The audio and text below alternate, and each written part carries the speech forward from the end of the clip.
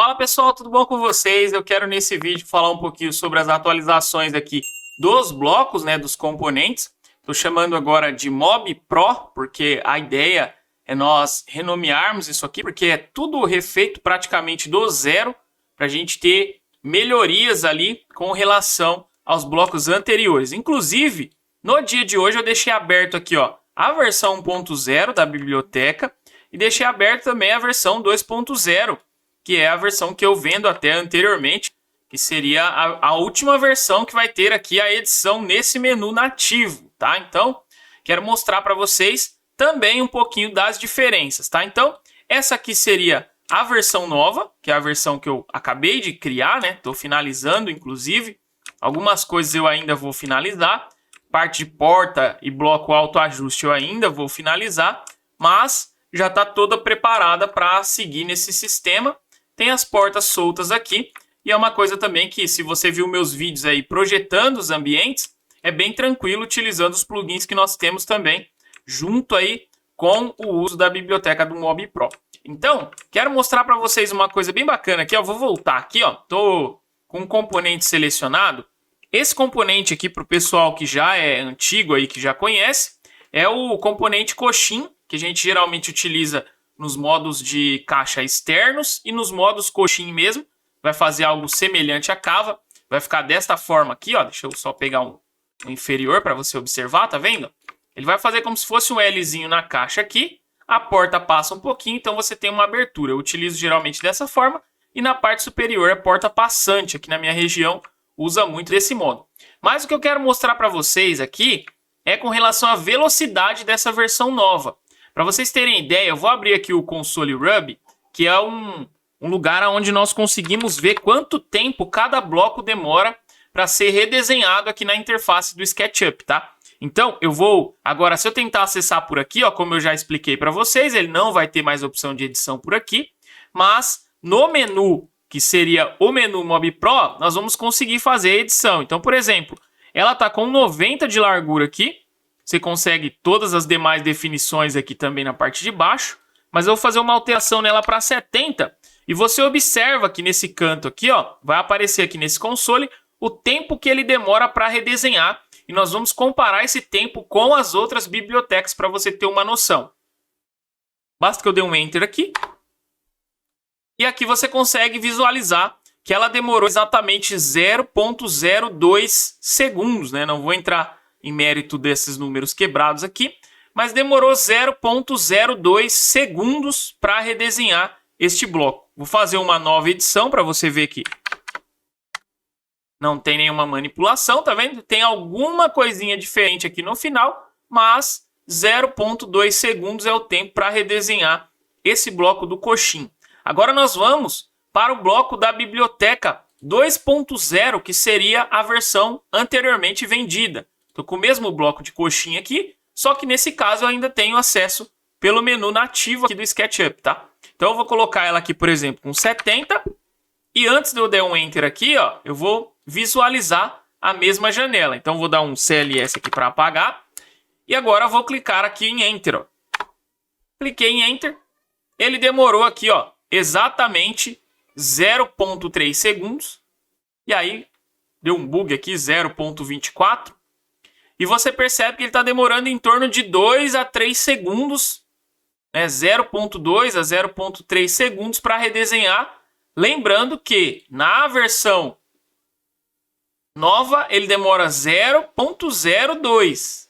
Na versão 2000 aqui e 24 ele demora 0,3, 0,2. Vou fazer mais uma edição para você ver que não tem. Ó, 0,3 segundos para redesenhar. E aqui, como você pode ver, 0,02. É mais de 10 vezes mais rápido. Só para você entender, né, como funciona.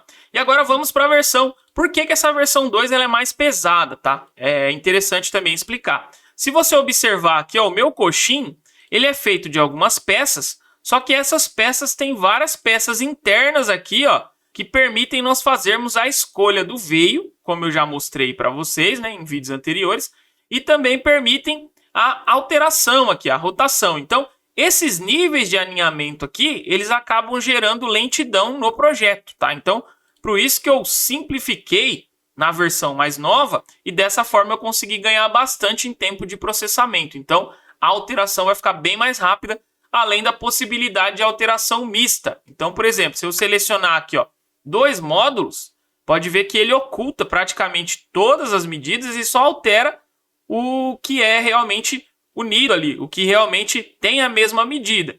No caso da versão nova, se eu selecionar aqui, ó, 2 módulos diferentes, ele vai manter ali várias opções que ainda estão presentes nos 2 módulos e eu consigo fazer a minha edição sem nenhum tipo de problema. Lembrando que quando eu estiver tratando da mesma medida, por exemplo, largura, caso eu edite um, ele vai editar os 2 na mesma largura. Mas é bem bacana esse sistema novo e é por isso também que nós migramos o menu. Mas indo para a versão 1.0 da biblioteca agora, vou fazer o mesmo teste com vocês. Ó. Dá um CLS aqui também. E agora eu vou editar. Ó, ele demora 0.1 segundos. Por incrível que pareça, acaba sendo melhor do que a versão 2.0. Por quê? Porque esta versão aqui, ela também não tem os vários níveis de alinhamento, tá? Então os blocos são mais simplificados e é por isso que o tempo é menor. Então, com base nisso, ainda assim, a versão mais nova ainda é mais rápida. Ó. Pode ver que ela demora 0.02 e a versão 1.0 demora 0.1, tá? Então, é uma versão praticamente 5 vezes mais rápida que a versão 1 e 10 vezes mais rápida que a versão 2, né? 10 ou mais vezes mais rápida. Só para você entender com relação à velocidade, tá? Então, quero seguir aqui com vocês, ó. Vou mostrar os blocos seguem o mesmo padrão, né, com as mesmas edições. Algumas correções foram feitas com relação a veio, por exemplo, com relação ao Open Cut List também, para já interpretar da maneira correta aqui os blocos. Temos aqui também o bloco de colmeia, os blocos aqui que são com opção bacana aqui, por exemplo, ó, esse bloco aqui, ó, ele está com 1 metro de largura por 15 por 2,70 de veio, né? Ele seria um bloco de fundo.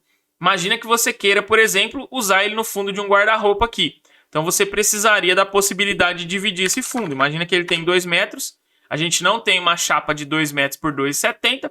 Basta que você venha aqui, ó, e altere a quantidade de peças na largura. Se eu colocar o número 2, automaticamente essa peça vai ser dividida em 2. E aí você já vai poder gerar ali sem problema os teus blocos, tá? Então, algo bem bacana também que é exclusivo aqui dessa versão, né? Que funciona sem nenhum tipo de erro. Na versão 2 nós temos algo parecido, mas essa daqui acabou corrigindo mais os erros ainda e deixando bem mais rápida a edição, tá? Então tem a parte de porta e dentro da parte de porta também tem uma função interessante, ó, caso eu selecione apenas a porta, eu posso manipular os puxadores aqui, ó, 2009 Golf ou sem puxador de forma individual e eu consigo também escolher o tipo de porta. Se você quiser uma porta de vidro, basta que você faça a alteração ali e a porta automaticamente vira uma porta de vidro sem atrapalhar a questão dos puxadores, tá? Então, isso é bem bacana nessa versão aqui também.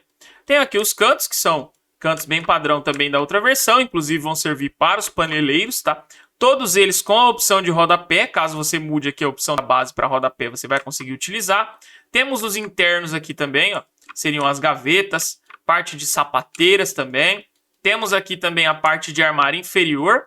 E aqui eu queria mostrar uma novidade bem bacana para você que usa o Open Cut List para gerar tanto o orçamento aí, quanto a parte de plano de corte, tá? Anteriormente nós tínhamos uma dificuldade com relação aos acessórios, porque quando, por exemplo, você usa uma porta que tenha dobradiças curvas, né, ou com divisória ali, você não tinha a possibilidade de identificar isso dentro, a não ser que você usasse o acessório editável, tá? E agora, se você selecionar a porta, nas opções dela aqui, ó, você vai ter umas opções bem interessantes. Ó, tá vendo que eu tenho algumas opções aqui, ó. Altura de rodapé, divisória. Na verdade, eu não tô com a porta selecionada. Agora eu selecionei a porta. Tem o tipo de vão, algumas coisas que já são definidas. Se a porta é inferior ou superior. E isso vai explicar também quando, principalmente quando a porta é basculante, para fazer a inversão do tipo de pistão que vai ser usado, tá? E aqui você tem mais algumas opções, como essa última aqui, que é o tipo de dobradiça. No meu caso, tá dobradiça reta. Se eu for gerar o orçamento aqui, ó, eu venho em acessório, consta 2 dobradiças retas no meu orçamento. Se eu fazer uma alteração, por exemplo, para a dobradiça curva, ó, Vou fazer a alteração aqui e vou gerar aqui o mesmo código. Olha o que vai acontecer, ó. Agora eu já tenho a contabilidade das dobradiças no modo curvo, tá? Mesma coisa acontece também caso eu use super curva ou a 165 graus. Assim você consegue fazer distinção ali e gerar uma lista de peças mais correta, né? Então, por exemplo, imagina aqui, ó. Aqui eu tenho um basculante, né? Seria porta reta aqui, tá marcado porque é o último selecionado. Mas aqui eu vou ter um módulo de 2 basculantes. Esses basculantes são inferiores. Então, eu precisaria de pistões que seriam pistões aqui, ó, inferiores, né? Seriam os pistões inferiores. E aí, vindo para cá, eu vou ter mais algumas opções, do gavetão e basculante, basculantes inversos. Esse módulo de nicho é bem interessante, que ele tem aqui, ó, o avanço da base para você configurar. Também estava disponível aí nas outras opções, ó. Mas se você vir aqui, descendo aqui, ó, tem algumas opções, ó, tampo, espessuras, tem aqui a largura de coxim, a altura do rodapé, algumas opções que são padrão da caixa e por último aqui avanço da base. Então se você zerar, vai ficar alinhado. Se você aumentar, ele vai aumentar ali o tamanho da base. Aqui eu tenho o canto L, deixa eu ver se na parte de baixo eu já ajustei. Como são muitos blocos, ó, aqui você já consegue visualizar, ó, dobradiça 165. Como são muitos blocos, eu tenho que vir revisando um por um ali, para não ter nenhum tipo de erro. Mas eu tenho aqui canto reto também, tanto inferior quanto superior. Tem esse módulo aqui, ó, que vai ser um módulo de porta editável. Basicamente é um conjugado aqui, que você consegue editar o número de portas. Bem bacana também, ó. Tem algumas opções ali para você inserir também, essa parte de cá. Tem esse bloco aqui que é de gaveta horizontal, que a gente também tem na versão 2.0, né? Tem esse bloco aqui de gavetas editáveis, que você tem a parte da gaveta em Z aqui livre para fazer edição. E tem esse bloco que é bem bacana também, que é os basculantes aqui editáveis. Então você vai definir aqui, ó, a quantidade de basculantes, tanto na largura quanto na altura. Tá 2 e 2, imagina que você coloque 3 aqui, ó, na altura. E ele vai redividir em 3 basculantes na altura. Se você colocar aqui, ó, 2 no lado de cá e 3 do lado de cá, ele vai fazer a inversão ali, ó. E assim sucessivamente. Então facilita bastante para você fazer os seus projetos. Pode ver que tem uma velocidade bem interessante de edição. Aqui nós temos também o armário de adega. Lembrando que todos eles você pode mudar o nome, tá? Temos os gaveteiros aqui também padrão, 2 gavetas e um gavetão. O gaveteiro de gavetas iguais que você consegue definir. Tem o bloco de lixeira. O bloco aqui que seria porta-condimento. Você pode fazer também ajuste sem problema usando esse bloco aqui. O porta-panos, balcão de forno.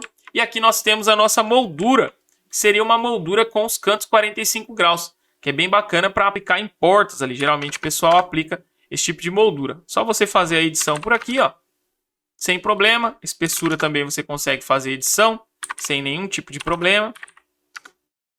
Você vê como é rápido ali fazer edição utilizando essa versão.